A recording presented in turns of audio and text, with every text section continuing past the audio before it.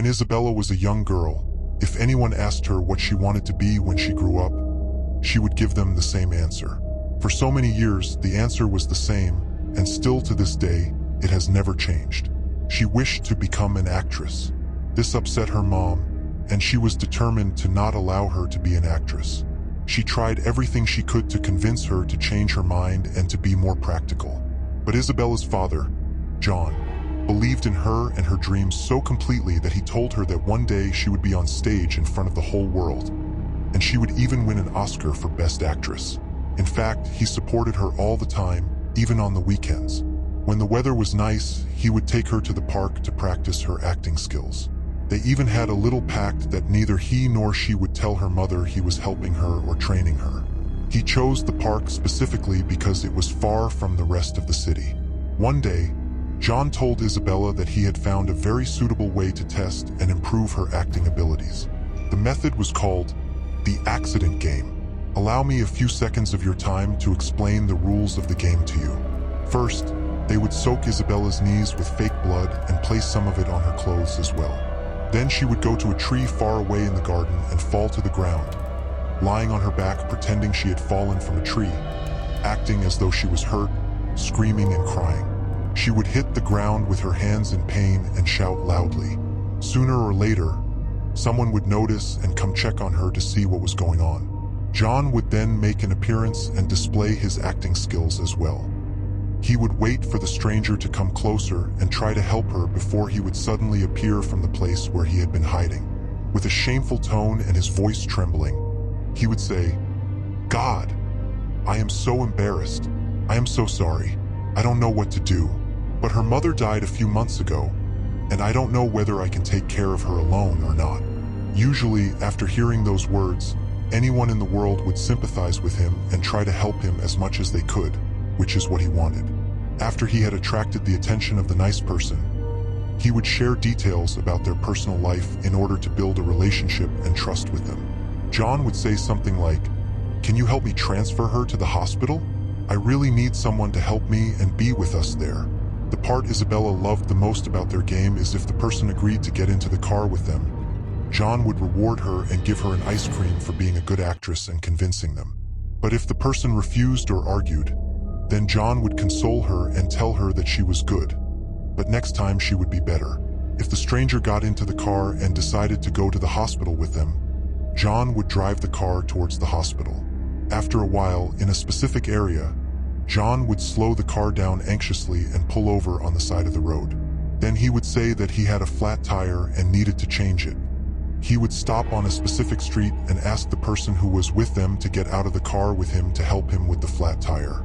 Then he would take them to a particular house in order to find someone to help them.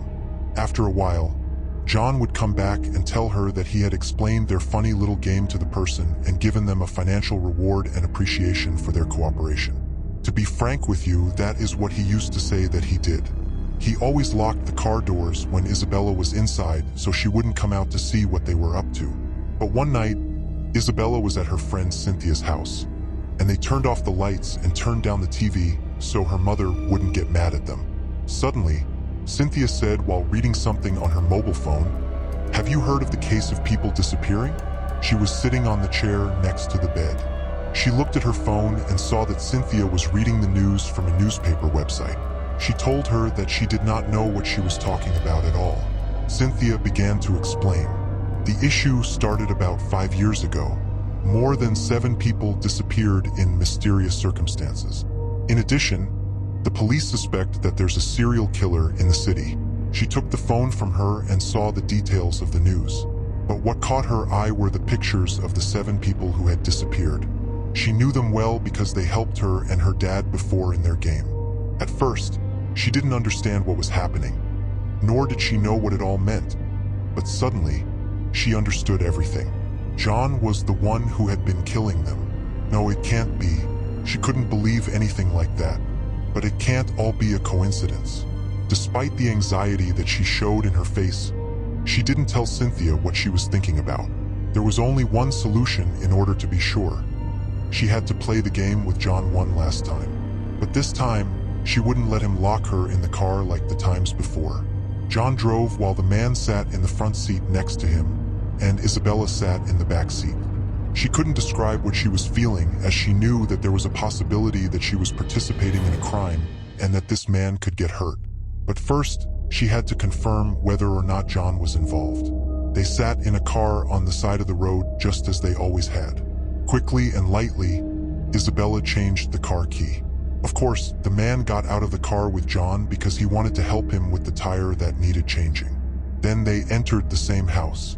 Isabella waited for a while, and then for the first time, she got out of the car and followed them. From a narrow corner of the window, she was able to see what was happening. She saw the man as he was thrown to the ground, drenched in his own blood, and John was standing there holding a knife in his hand. She saw an evil look in his eyes that she'd never seen before. She ran back to the car. After a while, she noticed John returning. She tried to pretend that she was very normal, as if she didn't know anything, but inside, she was shocked. The problem now is that she lives with him in the same house. Her mother died a few years ago, and they live alone. If she reported it, she would be completely alone. She didn't know how to live all by herself. But at the same time, how could she continue to live with someone like him after she knew the truth?